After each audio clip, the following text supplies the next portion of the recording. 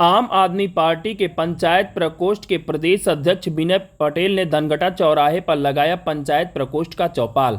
इस चौपाल में आम आदमी पार्टी द्वारा अन्य प्रदेशों में बनी सरकारों की उपलब्धियों को गिनाया गया।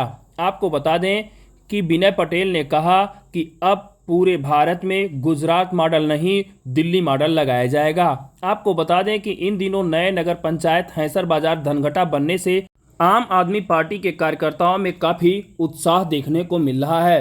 आपको बता दें कि नए नगर पंचायत हैसर बाजार धनघटा से सत्यभामा पत्नी मनीष यादव, ग्राम प्रधान कुरमौल और केसी यादव ने आम आदमी पार्टी से अपना दावेदारी प्रस्तुत की है। अब देखने वाली बात यह होगी कि इसमें से किसको टिकट मिलता है। विनय पटेल ने कहा कि आम आदमी पार्टी आपके बीच में कई वर्षों से काम कर रही है।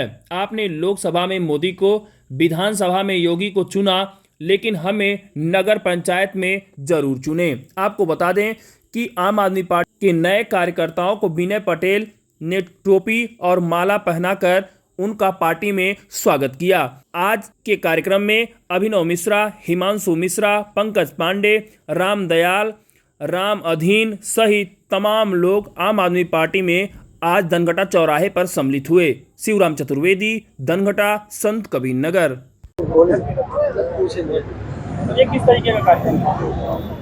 देखिए, नगर पंचायत का चुनाव बस कुछ ही दिनों में अनाउंस होने वाला है और उसी के तहत आज इस हैंसर बाज़ार में हम लोग एक प्रकार से तैयारी के रूप में आए थे और लोगों से अपील करने के लिए आए थे कि इस बार पंचायत के चुनाव में आम आदमी पार्टी को उत्तर प्रदेश के जितने भी नगर पंचायतें, नगर पालिकाएँ और नगर निगम हैं, उनमें उत्तर प्रदेश की जनता एक बार ज़रूर मौका देगी। क्योंकि जिस प्रकार से दिल्ली में तीन बार हमारी सरकार बनी, पंजाब में एक अपार बहुमत के साथ हमें चुनाव में विजयी हुए और गुजरात में जो माहौल है और बीजेपी का जो डर है, उससे साफ दिखता है कि आने वाले दिनों में जब गुजरात चुनाव का रिजल्ट आएगा तो गुजरात में भी आम आदमी पार्टी की सरकार बनने जा रही है। तो उत्तर प्रदेश के लोगों को हम लोग जिलेवार जाके ये समझाने की कोशिश कर रहे हैं, बताने की कोशिश कर रहे हैं कि आम आदमी पार्टी की नीतियों को जाने और उत्तर प्रदेश के गांव-गांव तक, शहर तक आम आदमी पार्टी और अरविंद केजरीवाल की नीतियों को पहुंचाने का काम करें। क्या आपके नगर पंचायत अध्यक्ष के प्रत्याशी का चयन हो गया? देखिए, अभी औपचारिक घोषणा तो नहीं हुई है, लेकिन जैसे ही घोषणा होगी आपको पता चलेगा। चाहे पत्रकारों के ऊपर हमले की बात हो, चाहे किसानों के ऊपर हमले की बात हो, चाहे गरीबों के ऊपर हमले की बात हो, चाहे महिलाओं के ऊपर अत्याचार की बात हो, हालत ये कर दी है कि चुनाव के वक्त इस देश के तड़ी पार अमित शाह जी कहा करते थे कि इस देश में उत्तर प्रदेश को बाबा ने इतना सुरक्षित बना दिया है कि उत्तर प्रदेश में माताएं बहनें 12 बजे रात को भी गहने पहनकर निकल सकती हैं। लेकिन अभी आप लोगों ने कुछ दिन पहले देखा, आपके इसी ललितपुर में, बुंदेलखंड के एक जिला आता है ललितपुर, जो कि मध्य प्रदेश से सटा हुआ जिला है, उत्तर प्रदेश में आता है। एक बहन जब बलात्कार की रिपोर्ट लिखाने के लिए उस थाने में जाती है तो उस थाने के दरोगा उस बहन के साथ मिलकर बलात्कार, ऐसी व्यवस्था में मैं अमित शाह जी से कहना चाहता हूं, अगर आपको लगता है कि इतनी सुरक्षित हो गई है उत्तर प्रदेश की सड़कें, तो एक दिन आप ही 12 बजे रात को गहने पहनकर स्कूटर पर निकल जाइए, फिर आप देखिए आपके साथ क्या क्या होता है।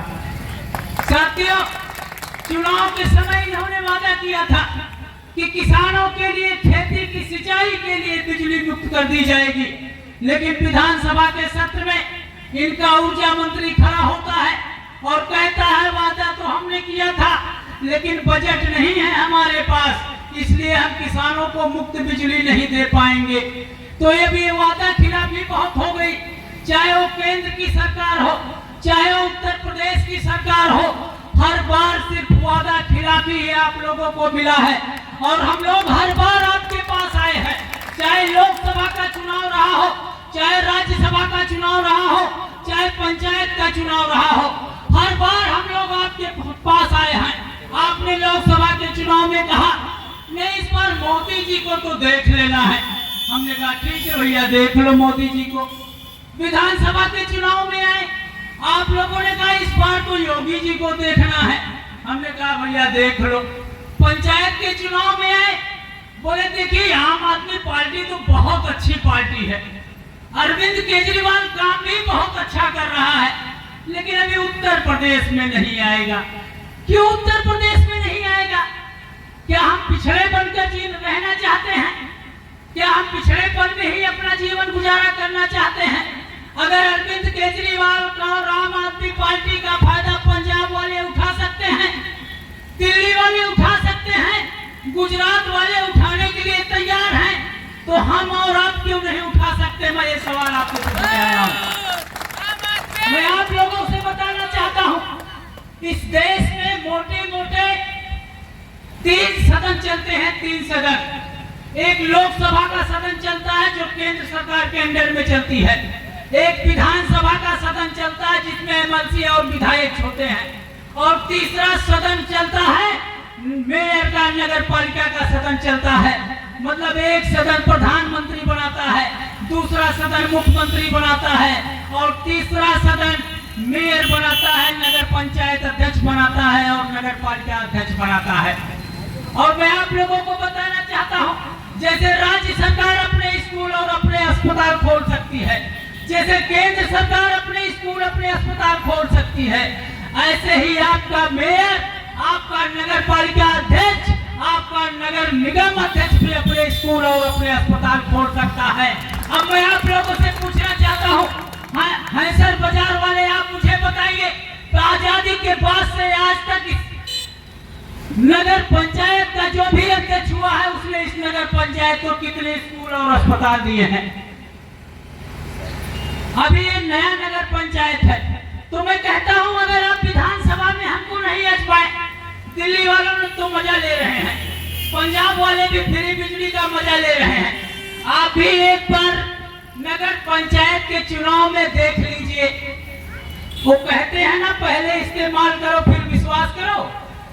नगर पंचायत में एक बार इस्तेमाल कर लीजिए, काम नहीं होगा तो विधानसभा में डांट के भगा दीजिएगा कि नहीं आपको तो एक बार देखा था, अब आपसे नहीं होगा। साथियों, दिल्ली में हमारी सरकार बनी, पहली बार 2012 में हम चुनाव लड़ने जा रहे थे, मात्र 28 दिन की पुरानी पार्टी थी, और उस समय हमारा मुकाबला था 15 साल की पुरानी मुख्यमंत्री स्वर्गीय शीला दीक्षित जी से, जिनके खिलाफ नई दिल्ली सीट से अरविंद केजरीवाल ने नामांकन भरा था। और जब मीडिया वालों ने शीला दीक्षित जी से पूछा कि आपके क्षेत्र में एक आम आदमी पार्टी का राष्ट्रीय अध्यक्ष अरविंद केजरीवाल चुनाव लड़ने के लिए आया है, आप क्या कहना चाहेंगे? शीला दीक्षित जी ने कहा, हु दिस केजरीवाल? ये केजरीवाल कौन है? होगा कोई नाली का कीड़ा। आपको यकीन नहीं होगा, 14 दिन बाद जब दिल्ली का रिजल्ट आया तो पता चला वही नाली का कीड़ा चाची की कुर्सी खा गया। 37,000 वोटों से 15 साल के मुख्यमंत्री को हराने का काम किया था। तो साथियों, हमें और आपको जागने की जरूरत है। अभी कल एक नया फरमान इस सरकार ने जारी कर दिया, 37 लाख बच्चों का पेट का पेपर दिलाया। 37 लाख बच्चों का। बोले आप जब तक पेट का पेपर क्वालिफाई नहीं करेंगे तब तक आप लेखपाल बन ही नहीं सकते, तब तक आप कानागो नहीं बन सकते, लेकिन आप अंगूठा टेक होंगे तो आप विधायक बन सकते हैं। अगर आप अंगूठा टेक होंगे तो आप सांसद बन सकते हैं, आप अंगूठा टेक होंगे तो आप एमएलसी बन सकते हैं, आप अंगूठा टेक होंगे तो मैं मुख्यमंत्री बन सकते हैं। बाबा जी को नहीं कह रहा हूँ, बाबा जी पढ़े लिखे हैं, लेकिन अगर आप अंगूठा टेक होंगे तो इस देश के शिक्षा मंत्री बन सकते हैं। आप अगर अंगूठा टेक होंगे तो आप इस देश के प्रधानमंत्री बन सकते हैं, लेकिन आप अगर अंगूठा टेक होंगे तो आप लेखपाल नहीं बन सकते। आप पेट अगर क्वालिफाई नहीं करेंगे तो आप लेखपाल नहीं बन सकते। ये सरकार नई नई योजनाएं लाती है अपने पॉकेट गर्म करने के लिए। पेट का एग्जाम कराया इन्होंने, 37 लाख बच्चों ने पेट का एग्जाम दिया।